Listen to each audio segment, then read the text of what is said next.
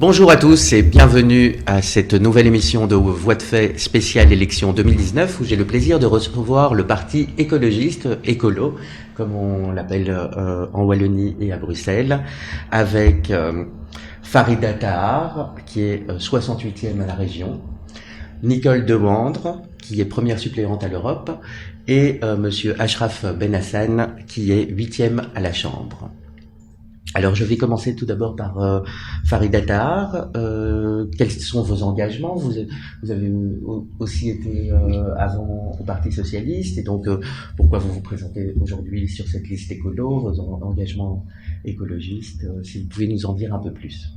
D'abord, permettez-moi de vous remercier pour l'invitation. Cet engagement politique est uniquement et naturellement la continuité de mon engagement associatif qui perdure déjà depuis une quinzaine d'années, principalement sur le terrain des inégalités sociales et des discriminations. Et donc, tout logiquement, en 2012, je me suis engagée à l'échelle locale, donc aux élections de 2012, à l'issue desquelles j'ai été élue conseillère communale. Alors, au Parti Socialiste, oui, certes, que j'ai quitté entre-temps pour une appréciation que je ne partageais pas avec le parti sur la question de la diversité visible. Et surtout l'impossibilité de pouvoir assumer des responsabilités et de pouvoir prétendre à être candidate sur la liste régionale en 2014, puisque déjà en 2014, je ne pouvais pas, comme d'autres candidats, figurer sur cette liste. Alors, vous allez peut-être me dire, mais pourquoi ne pas peut-être avoir quitté le PS à ce moment-là? Eh bien, je ne l'ai pas fait par simplement souci d'engagement et d'honnêteté et de loyauté vis-à-vis de l'électeur qui m'a fait confiance en 2012, qui m'a donc accordé évidemment ses voix. Et donc, il était pour moi inconcevable de pouvoir quitter à la fin d'un terme du mandat qui, lui, a pris fin en octobre dernier, en 2018. Et donc, je suis allée jusqu'à l'issue de mon mandat en 2018. J'ai quitté le Parti Socialiste en gardant de bons termes avec pas mal de camarades, en partageant toujours évidemment la lutte pour plus de solidarité, d'égalité. Et donc, je ne suis pas différente parce que j'ai quitté le Parti Socialiste. Et quelque part, j'emmène toute cette expertise, cette expérience chez Écolo, où je suis, je le rappelle, candidate d'ouverture. Donc, Écolo m'a proposé, donc le parti m'a proposé de figurer comme candidate d'ouverture, donc non membre, sur leur liste, après vraiment mûre réflexion, hésitation, doute. Je me suis laissée tenter par cette expérience, parce que je n'ai rien à perdre et que finalement la politique, ça reste de toute façon un engagement que j'opère tous les jours dans ma vie quotidienne. Très bien, je vais me tourner maintenant vers Madame Demandre. Bonjour. Bonjour. Alors vous, vos engagements, votre background, comment vous arrivez aujourd'hui à être première suppléante à l'Europe? Écoutez, je travaille à la Commission européenne depuis 1983. J'y suis entrée avec un background d'ingénieur et d'économiste, et puis j'ai fait la philosophie.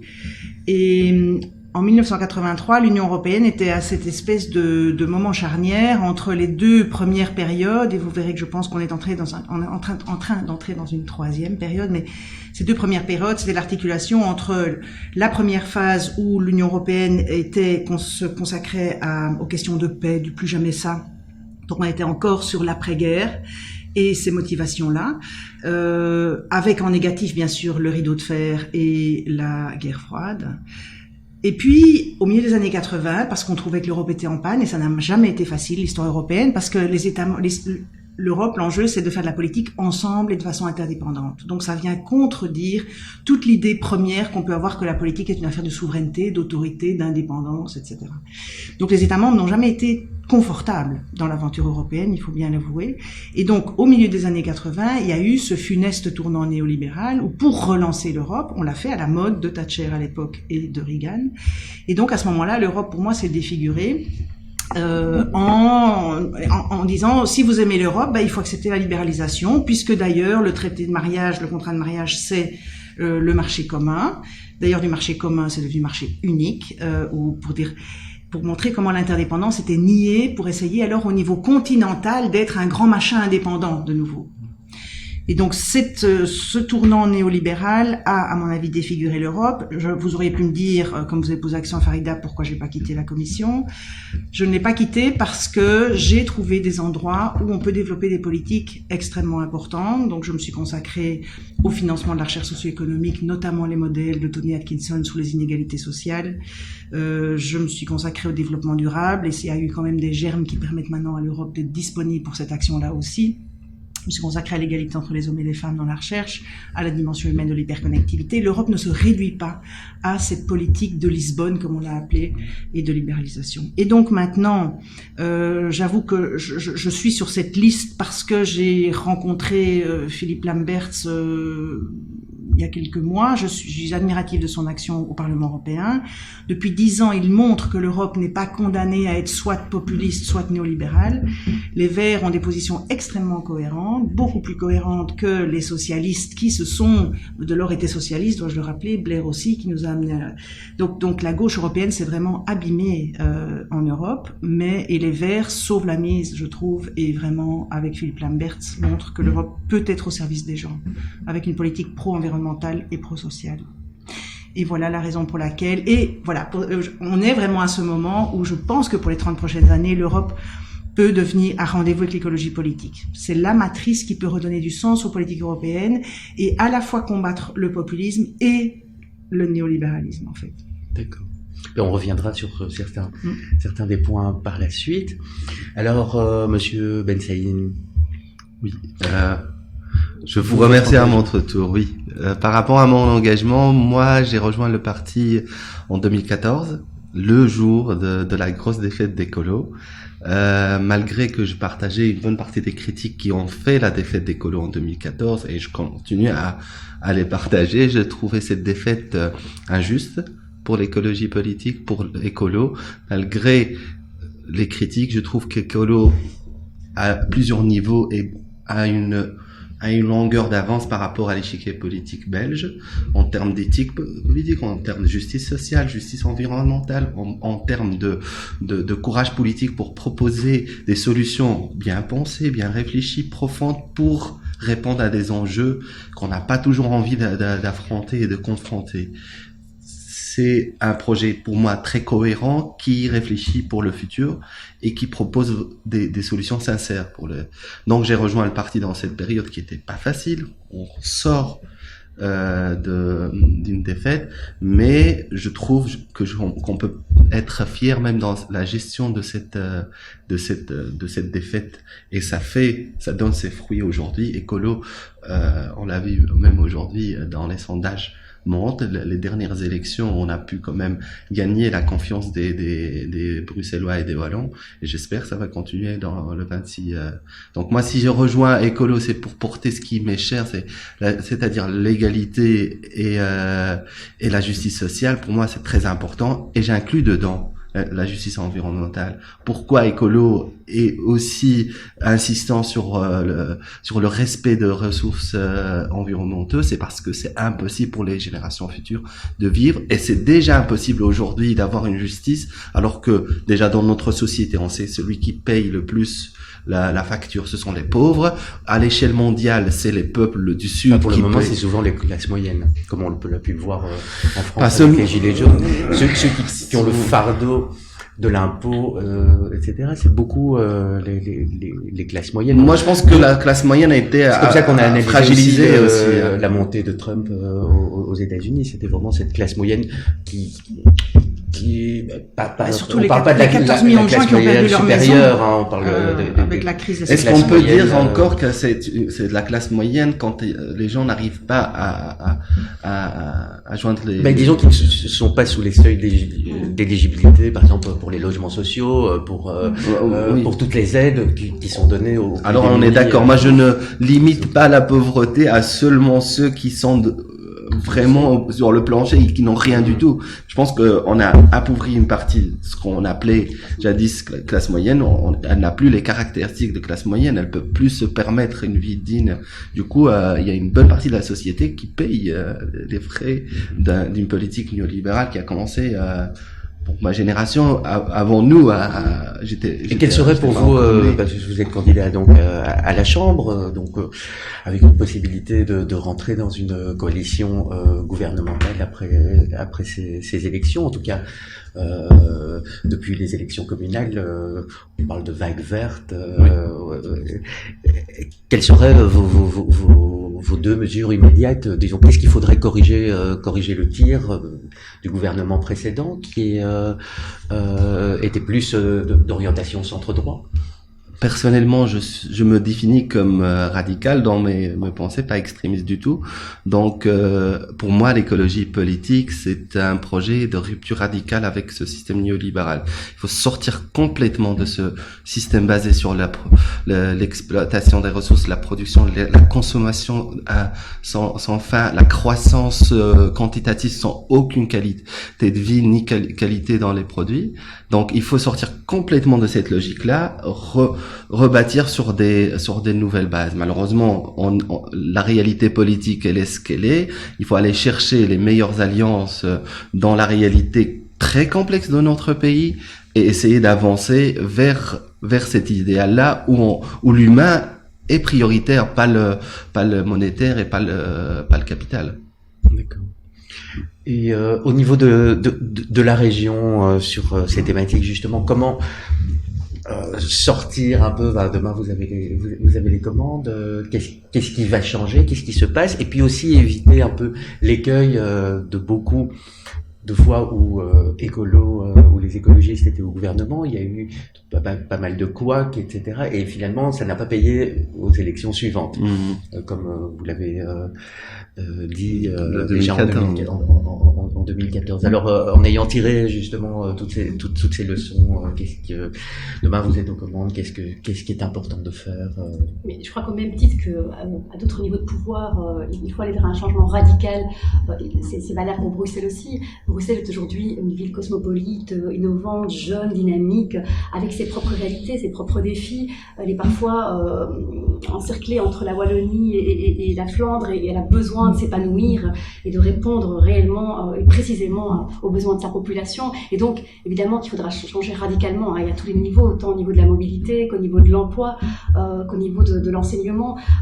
Je prends l'exemple de la mobilité. Enfin, je vous apprends rien en vous disant que c'est une ville, malheureusement. Oui, la mobilité, on peut dire que la législation qui se termine est assez catastrophique au niveau de la mobilité. On a eu les tunnels, on a eu vraiment des choses assez surréalistes. On est dans le pays du surréalisme, mais quand même. En tout cas, il y a un constat que nous partageons tous, c'est que ça peut plus, en tout cas, durer, ça peut plus continuer dans cet état. Et donc, quels que soient les partis, je pense que tout le monde s'accorde, et principalement écolo, puisqu'il est quand même précurseur en la matière dans toutes les questions environnementales, la mobilité. Évidemment, ici, écolo prône une mobilité qui soit fluide, qui soit douce, et qui soit surtout, qui englobe toute sa population, tant les cyclistes, les piétons, les automobilistes, et de faire de la place pour tout le monde. La ville nous appartient, et donc il faut repenser aussi les réaménagements, il faut repenser l'espace. L'espace est vraiment étouffé, on a besoin de plus d'espace vert, on a besoin de pistes cyclables qui soient vraiment sécurisées.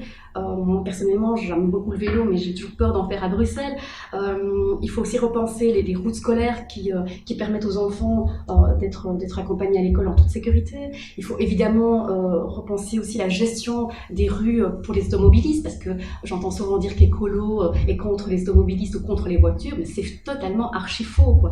Enfin, alors, quelles seraient vos propositions justement pour rassurer ces gens? On a parlé des fameux classe moyenne, travailleurs pauvres entre guillemets, qui n'ont que leur voiture, donc ils habitent en général en périphérie. Il y a quand même près de 300 000 tant wallons que néerlandophones. Ce ne sont pas ces gens-là qui sont visés, ce ne sont pas les gens qui ont absolument besoin de leur voiture. Mais c'est eux qui sont coincés dans les tunnels. C'est eux qui sont dans les embouteillages.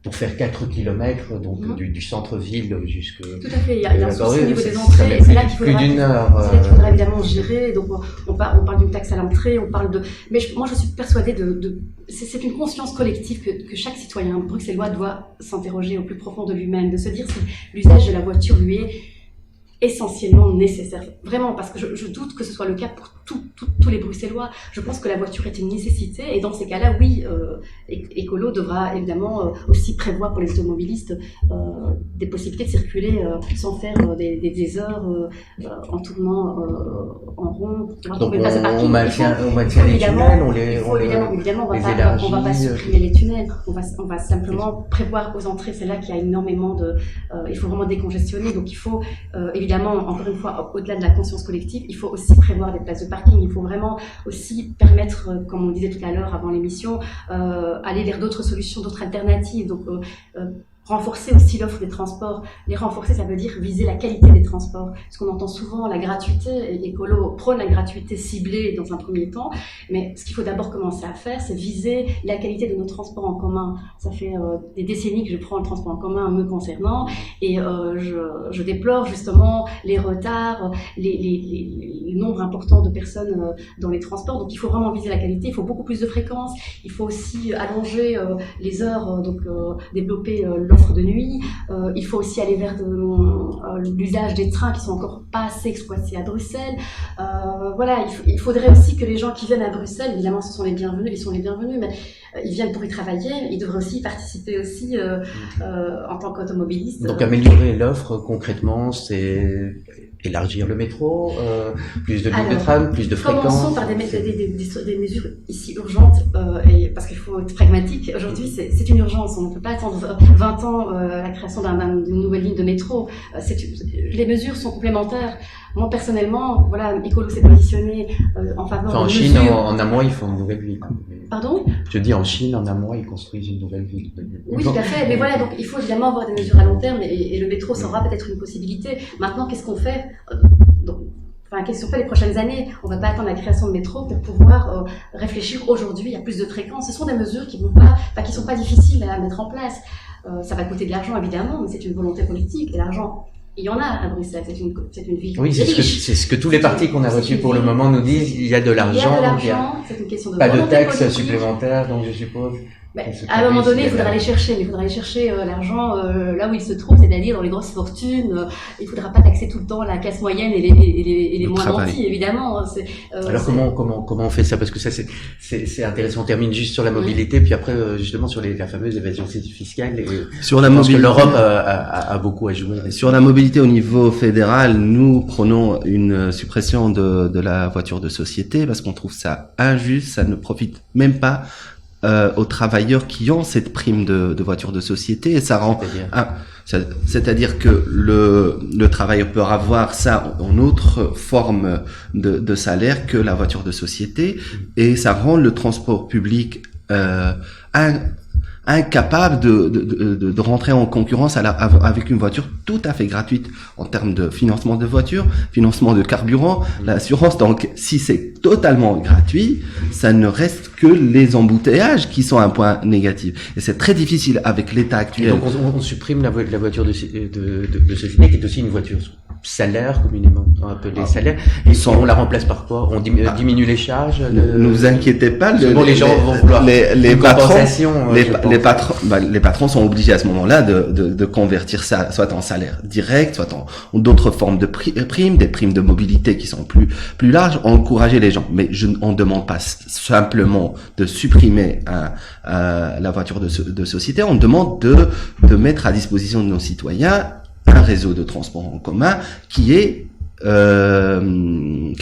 qualifié, qui est prêt à absorber la demande. On parle depuis des décennies avant notre naissance de le fameux RER. Et on n'en est pas encore là. On a désinvesti dans les infrastructures de transport en commun. C'est normal que les gens qui travaillent à 7h du matin, l'infirmière qui doit aller être dans son vestiaire d'hôpital à 7h moins quart, qu'elle fera ça avec sa voiture. Et de faire revenir tout à fait normal. Justement, ces gens qui sont partis pour des raisons de qualité de vie, pour la plupart d'entre eux sont partis. Ça, c'est un enjeu majeur. En périphérie de Bruxelles. Comment allons-nous ? Parce que les loyers ont augmenté, donc ça devient assez difficile de se loger quand on a on n'a pas droit au CPAS, on n'est pas assez, on n'a pas assez d'argent pour payer. Je pense que Écolo, avec le Christophe Delkiridis, quand on a été dans la majorité régionale, on a travaillé énormément sur le logement. On a bien avancé avec le Fonds du logement, qui est une institution régionale. On a essayé de mixer le logement. Je pense que Farid a pas mal à dire sur ce sujet-là, et ça a permis de regagner certaines familles actives qui peuvent travailler à Bruxelles, qui peuvent revenir vivre à Bruxelles. Il y a cette richesse encore. Penser l'aménagement de notre région, ça encouragerait les gens à revenir habiter à Bruxelles, à diminuer les parcours de travail, à investir, à vivre à Bruxelles, à consommer à Bruxelles, et donner plus de levier à nos quartiers, à notre ville. Mais ce n'est pas le seul moyen. Il faut aussi que le gouvernement au niveau fédéral appuie Bruxelles en tant que capitale, en centre économique, et on doit arriver à un constat. Pour faire le fédéral, ils ont Belliris, oui, qui a beaucoup été utilisé d'ailleurs. Mais déjà, si on part sur le constat que Belliris dans les mains d'écolo ferait quoi au fédéral? C'est toujours des questions très difficiles. Vous avez Belliris, vous faites quoi? Personnellement, je trouve qu'il faut investir dans un aménagement territoire qui est attractif. Ce n'est pas toujours le cas à Bruxelles. On ne donne pas les moyens à Bruxelles. Elle supporte un poids énorme au niveau de notre pays. Ça doit suivre au niveau des infrastructures, l'exploitation des infrastructures, la possibilité d'exploiter des infrastructures, et au niveau de l'aménagement de nos quartiers, repenser. Je dis pas qu'il y a rien qui se passe. Il y a des quartiers qui se développent, il y a des contrats de quartier. Appuyer ça, mettre plus d'argent, aller chercher à l'Europe d'autres financements pour des projets pilotes pour développer la qualité de vie, et encourager les gens à s'y installer. Je crois que beaucoup de choses ont été faites en termes de logement. Je pense qu'il y a quand même, Écolo prône la création de logements publics, de logements sociaux également. Donc il faut évidemment être dans une logique de mixité aussi de logements, mais il faut aussi aller vers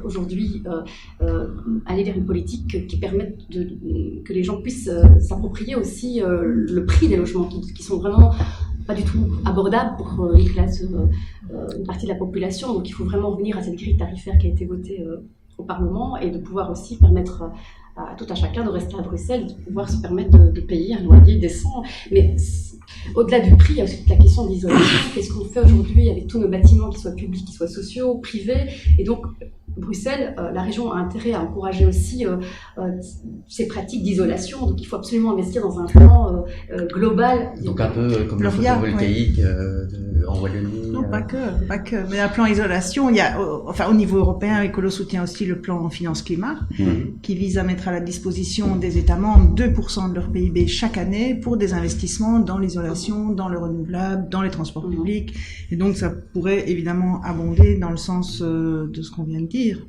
Non, justement, la qualité de vie, Bruxelles est quand même une des capitales les plus vertes d'Europe. On a beaucoup de parcs, mais ces parcs sont assez sales. Et c'est pas égalitaire en termes de distribution géographique. Le sud est beaucoup plus vert que le nord. Donc on recrée, par exemple, une majorité PS écolo à Paris. Ils ont lancé les fameux pariculteurs, c'est-à-dire la verdurisation de plus de 100 hectares de toits et de murs.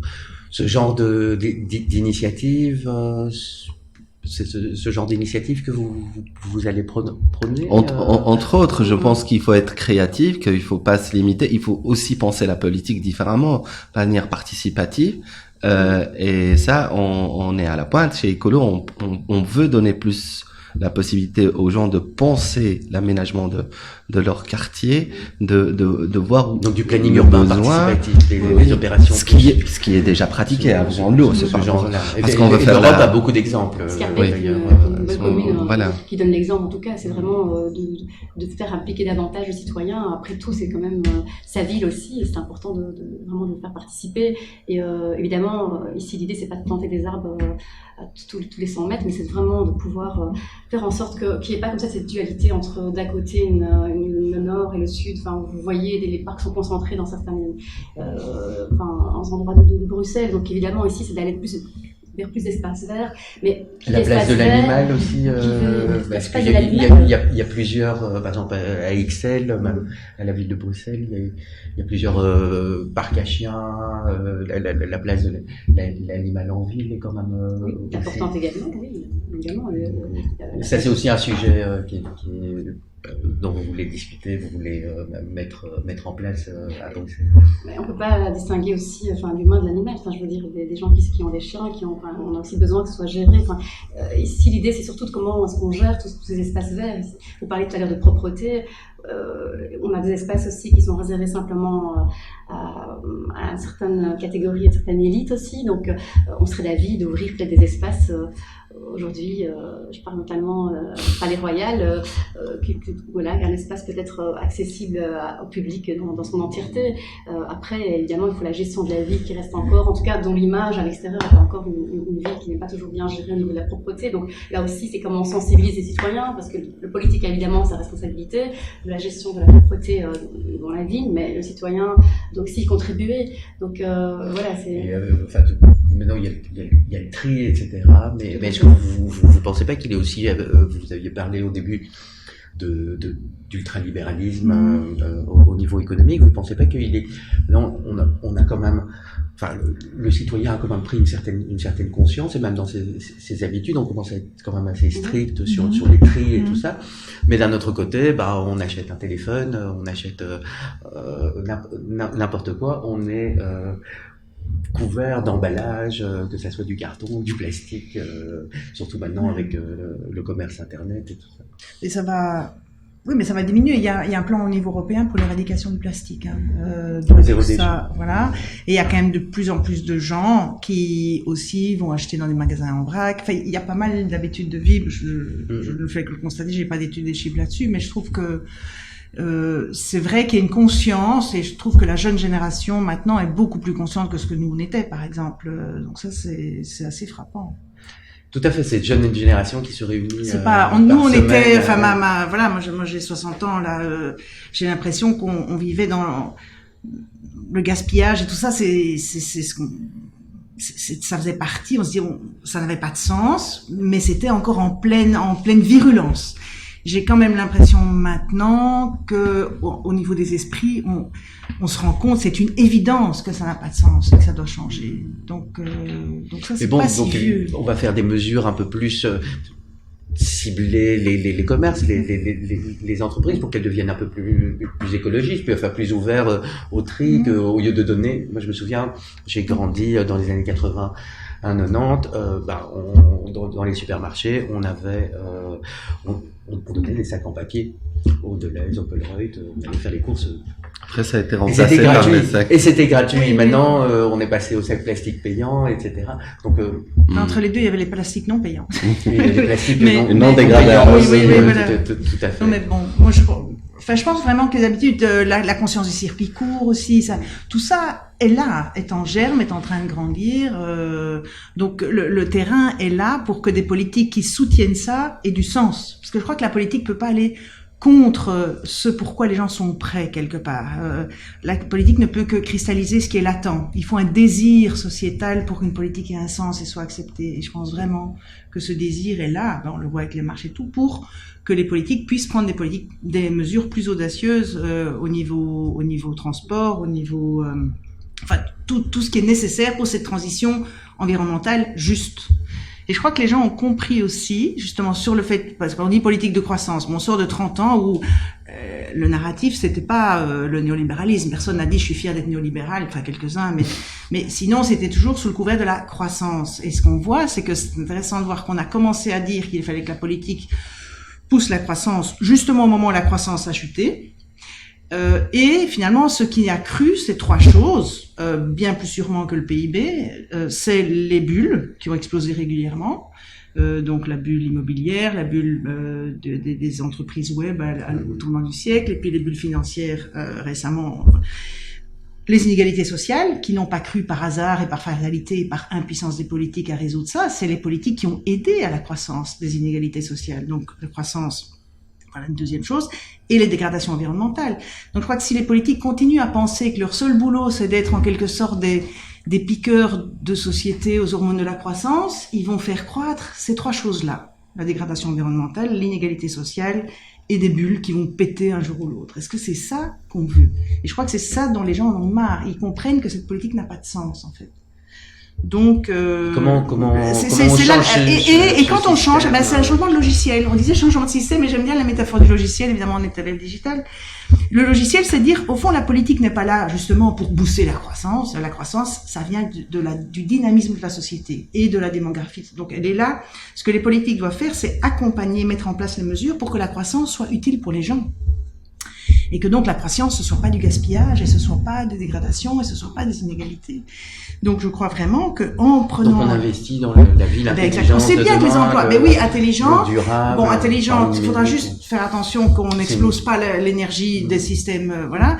Mais en tout cas, les transports en commun, les circuits courts, l'innovation pour une diminution des émissions de CO2 de tous les moyens de transport, et vraiment mettre la transition en avant pour créer les emplois qui vont avec. Mais c'est pas la même chose d'avoir des emplois qui sont de plus en plus parcellisés, qui n'ont pas de sens, etc. Ces emplois-là, ça sert même à rien. Enfin, je m'excuse de dire ça, mais c'est des emplois après qui créent la désespérance, quand ça ne crée pas tout simplement la pauvreté et des burn-out.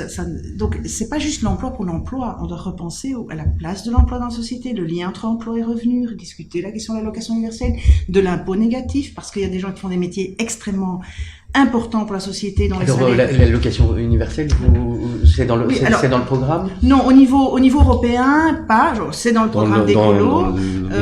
Il y a des tentatives et il y a des expériences intéressantes. Il y en a une dans les pays nordiques récemment, mais en tout cas, ce qui est le revenu minimum à 60% du revenu médian dans chaque État membre, ça c'est dans le programme écolo à l'Europe.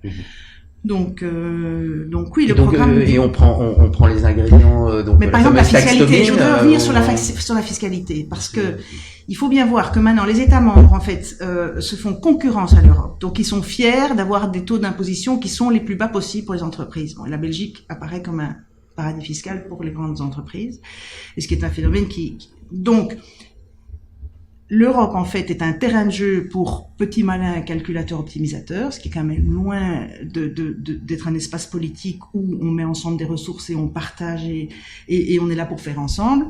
Donc, mettre fin à la concurrence fiscale, à l'optimisation fiscale et à la fraude, c'est essentiel. On estime à 400 milliards d'euros par an l'argent qui serait disponible pour les budgets des États membres, pas le budget européen, les budgets des États membres pour faire des politiques sans creuser les déficits, évidemment, s'il n'y avait pas la fraude et l'optimisation fiscale. Et ça, c'est sans compter de nouvelles sources de financement qui seraient la taxe digitale, la taxe sur les transactions financières.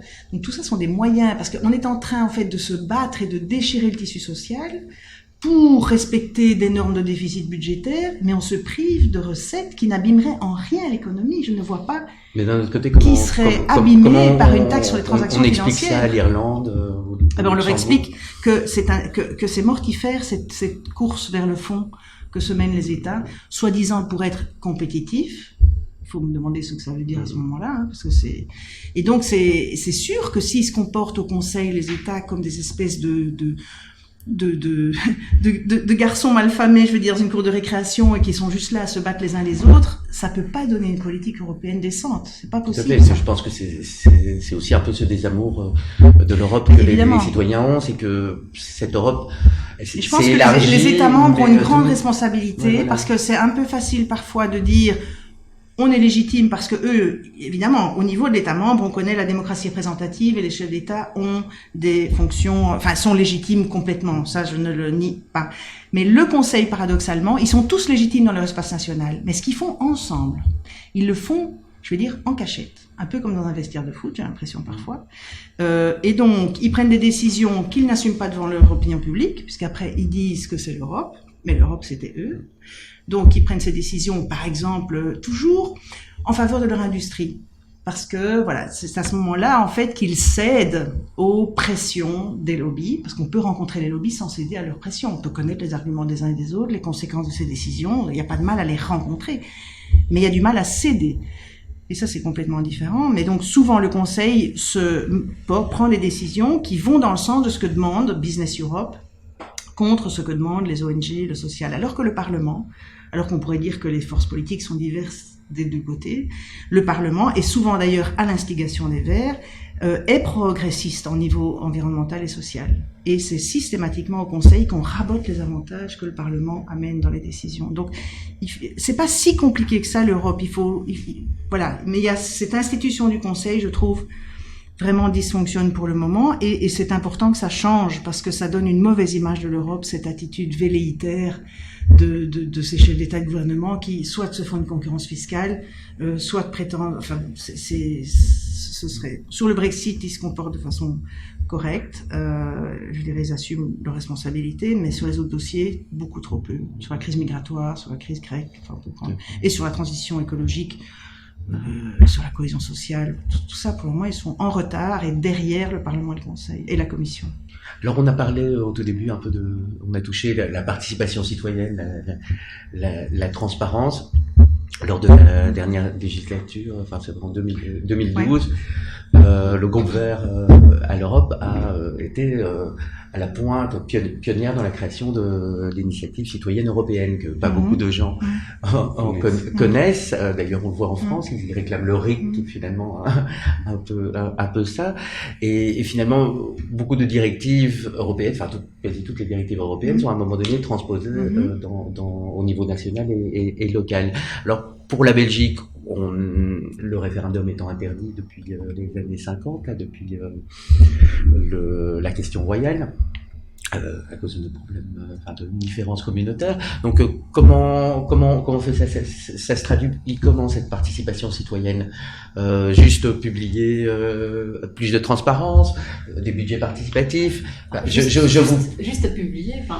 J'ai envie de dire que l'Europe a dit que par défaut tout est transparent. Ça, c'est le fameux open data. En théorie, mais dans la pratique, il y a beaucoup à faire. Et je pense que là, l'écolo peut quand même s'enorgueillir de quand même pionnier aussi en la matière de la question éthique et de la transparence. C'est d'ailleurs une des raisons pour lesquelles aussi j'ai dit oui à Écolo, j'ai rejoint ce parti, parce que vraiment il est à la pointe de toutes ces questions. Et évidemment, Écolo ne pourra pas faire sans citoyen. Il a lui-même choisi d'inclure sur ses listes, que ce soit au niveau de l'Europe,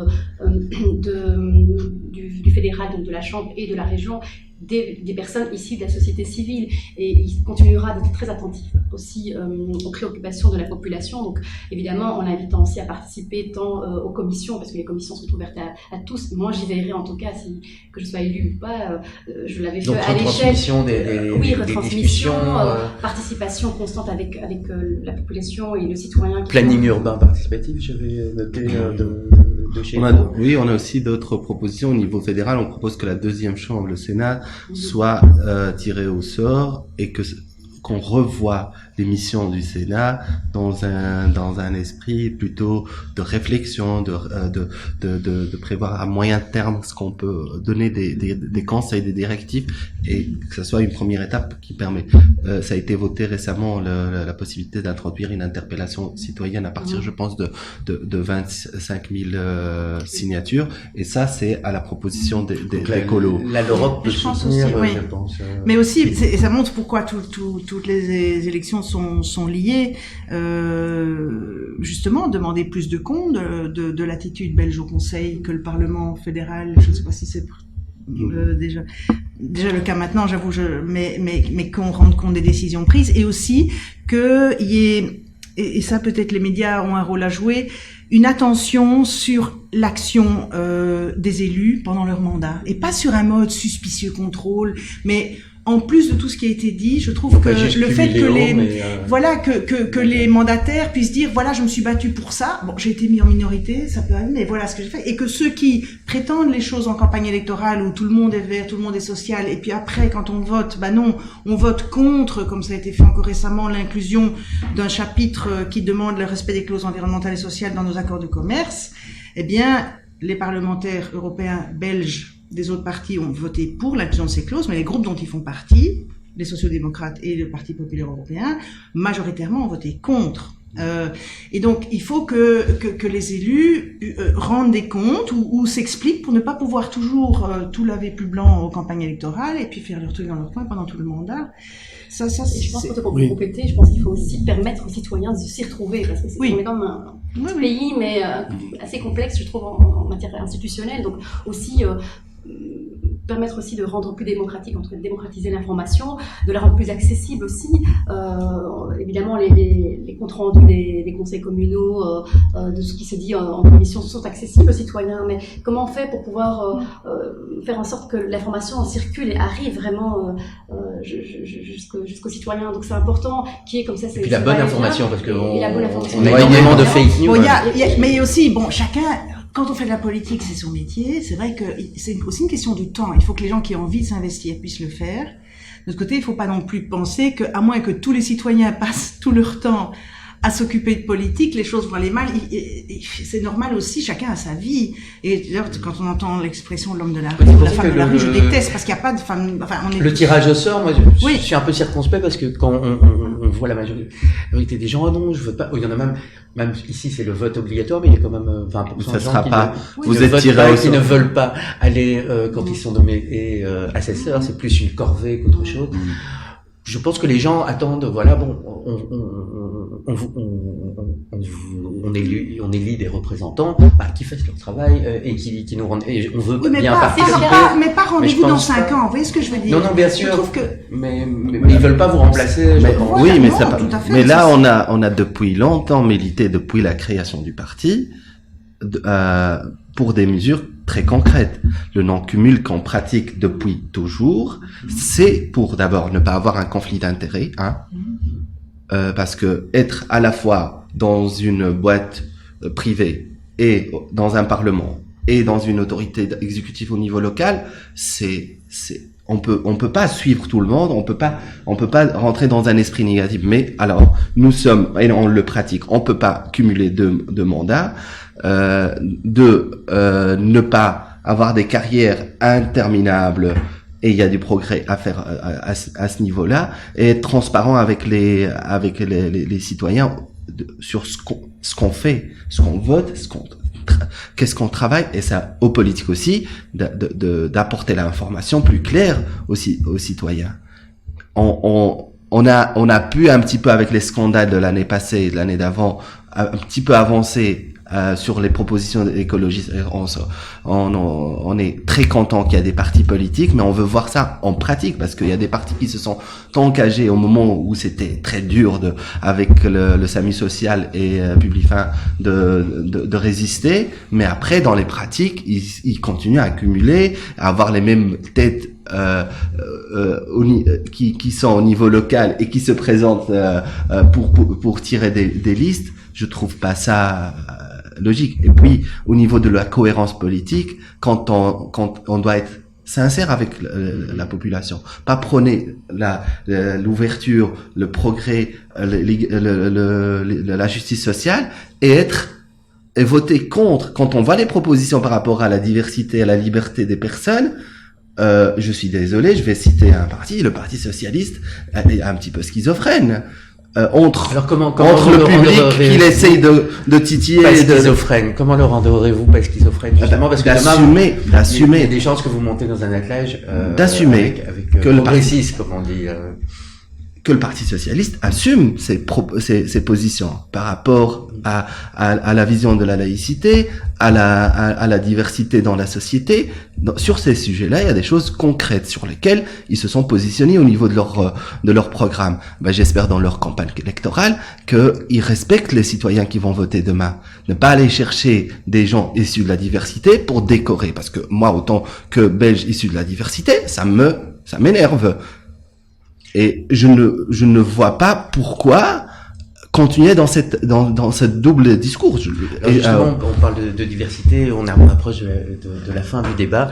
J'aimerais bien vous demander, parce que ici on est Al-Mouatine, qui est le citoyen en arabe, qui est donc la chaîne du vivre ensemble, de liberté, partage, solidarité. C'est un peu les fers de lance de cette chaîne au niveau de toutes les émissions. Alors, en commençant par Farid Attar, Pour vous, le vivre ensemble, c'est quoi? Il a été malmené. Qu'est-ce que vous faites demain? 1 minute. Mais le vivre ensemble, c'est d'abord le faire ensemble. C'est pouvoir d'abord aller vers l'autre. Dans ce rapport à l'altérité, c'est pouvoir chacun faire ce travail de déconstruction des préjugés et oser vraiment aller vers l'autre. Parce que dans le regard de l'étranger, on a toujours évidemment peut-être des peurs refoulées qui sont légitimes. Mais à un moment donné, le politique doit pouvoir aussi œuvrer à faciliter la cohabitation entre les personnes. Ça passe par des mesures qui ne sont pas très compliquées. Je vais vous donner un exemple. On n'a pas parlé d'enseignement, je le regrette, c'est une de mes priorités. Bruxelles est, comme je le disais tout à l'heure, un boom démographique. C'est une ville avec un pourcentage de jeunes important. Il faut repenser aussi le système scolaire. On ne va pas rentrer dans le détail du pacte scolaire parce qu'on aura tellement de choses à dire là-dessus, mais il faut que nos écoles soient des lieux où le jeune puisse s'interroger, réfléchir, critiquer. Vraiment, s'il n'a pas cet espace-là à l'école, c'est quand même regrettable de ne pas pouvoir permettre que l'école puisse, en tout cas, préparer des adultes de demain. Donc, le vivre ensemble, c'est tout ça. Le vivre ensemble, c'est à l'école, ça commence très très tôt. Et donc, dans le cours de l'histoire, par exemple, moi je suis d'avis qu'on puisse repenser peut-être même les matières qui sont enseignées et qu'on puisse vraiment enseigner l'histoire de toutes les immigrations, les histoires au pluriel. Ça valoriserait aussi tous les élèves, quelle que soit leur origine, quelle que soit pour leur le culture. moment, il y a certaines écoles, mais on ne va pas polémiquer, à Bruxelles justement, où on ne peut même pas enseigner la Shoah. Donc ça va être un peu... on s'attelle à une tâche gigantesque. On doit enseigner la Shoah comme on doit enseigner l'histoire de la colonisation, comme on doit enseigner l'histoire de l'immigration maghrébine et turque. C'est ça la richesse de Bruxelles. C'est ça pour moi le faire ensemble. Parce que sinon ça reste un terme galvaudé qui perd vraiment de son sens et de sa substance. Et moi c'est vers ça que je veux aussi aller. La diversité, ça reste un vœu pieux si on ne le traduit pas en actes concrets. Ça passe aussi contre une lutte contre toutes les formes de discrimination. Il y a encore énormément de discrimination dans les logements, l'emploi, l'enseignement. C'est pas normal qu'aujourd'hui des femmes qui sont majeures ne puissent pas prétendre à simplement suivre une scolarité à l'école supérieure parce qu'elles ont un foulard sur la tête. C'est pas normal qu'aujourd'hui les partis politiques permettent cela. C'est pas normal. Et donc, si demain, le PS, Écolo, tous ces partis progressifs sont à la majorité, j'espère au moins qu'on arrivera à mettre des mesures très simples, c'est permettre à l'individu, quelles que soient ses obédiences, ses origines, sa foi, de pouvoir s'épanouir et de pouvoir décider librement de comment il s'habille, c'est vers ça que je rêve de pouvoir aller, et c'est pour ça aussi que je fais de la politique, parce que je l'ai vécu moi-même. J'ai été moi-même victime de discrimination. Je Nicole Demandre, sur la plus européen, parce que le vivre ensemble, qui a été malmené, il a été aussi très malmené à l'Europe aussi. Ce vivre ensemble, les rapports entre la Hongrie et la Pologne, oui. Et tout ça. Disons que certains pays prennent de très mauvais chemins ou de très mauvaises habitudes, mais ils ne sont pas la majorité. Et je crois que c'est important aussi de ne pas avoir peur de l'effet domino. Et c'est pas parce qu'il y a un pays qui prend, alors je ne minimise pas ça, mais si tout le monde s'excite et se focalise sur lui au risque même et ne pense plus à comment il pratique ses valeurs chez lui, je crois que si les États membres qui ne sont pas dans ces extrémités pratiquent leurs valeurs et ont un vivre ensemble qui soit exemplaire, eh bien, il n'est pas indispensable que les mauvaises pratiques fassent tache d'huile ou qu'il y ait un effet domino. Donc cette peur de l'effet domino me semble vraiment contre-productive parce qu'en fait, elle nous déracine et elle nous inhibe par rapport à la pratique de nos valeurs. Je trouve qu'en Belgique, la plateforme citoyenne, même l'action de Theo Franken n'a pas abîmé, le tissu social résiste. Et ça, je suis souvent fière d'être belge pour ça, que les gens ne sont pas aussi bêtes que certains qui nous représentent. Et il faut construire là-dessus, c'est très important. Je pense que le vivre ensemble part aussi du fait qu'il faut... La diversité, c'est aussi reconnaître ce que nous avons en commun. Et justement, personne n'aime d'être humilié et chacun a besoin d'être reconnu. Et ça, quand on parle de liberté, d'égalité de façon un peu hors sol, désincarnée, on oublie ça. On croit que la seule chose qui compte, c'est d'être égal et les mêmes. Et on nie toute cette dimension relationnelle que, comme être humain, on a profondément. On ne serait pas qui on est si on n'avait pas été élevé par des parents, par des gens, par des sourires. Et donc cette dimension relationnelle a été niée dans la culture moderne pour être remplacée par une objectivité désincarnée trop souvent. Et c'est ça qu'on doit retrouver maintenant, c'est le chemin de cette relationnalité qui n'est pas un emprisonnement ni un manque de liberté, mais au contraire, et c'est de là que peuvent fleurir toutes les libertés dont parle Farida. Et en tant que femme, je suis scandalisée des doubles standards, parce que justement toute cette façon moderne et désincarnée de penser la liberté et l'égalité, c'est comme par hasard quelque chose qui était pensé d'abord pour les hommes, et puis après on a amené les femmes, mais un peu comme des paquets, et pas vraiment avec le génie féminin, je trouve, dedans toujours. Mais pourquoi, quand une femme porte un voile, fait pas partie de sa liberté d'expression? Il faut me faire un dessin. C'est quand même pas parce qu'on porte un voile qu'on est prosélyte.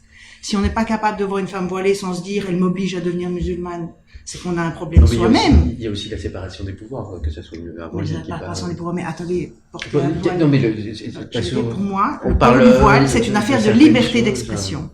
Et donc, il n'y a pas que le blasphème, il y a aussi la liberté de porter le voile.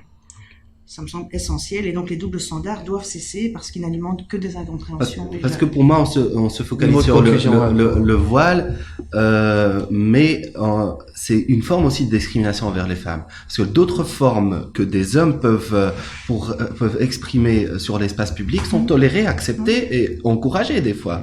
Mais parce que c'est des femmes, parce qu'on cache un côté misogyne dans ces propositions. Moi, je voulais dire par rapport au vivre ensemble. Nous sommes un pays formé par deux communautés. Il y en a certains qui ont capitalisé sur les murs et sur gagner des élections en montant les uns contre les autres. Nous, avec Groen, malgré qu'on reconnaît les différences, les difficultés, les moments difficiles, on a choisi de construire ensemble. Et je trouve ça génial qu'on puisse avancer avec notre parti frère néerlandophone. Sur le construire ensemble, je vous remercie tous les trois. C'était très intéressant pour ce débat, et je souhaite à nos téléspectateurs une bonne fin de journée et à très bientôt sur Al Mouattine Voix de Fait. Au revoir.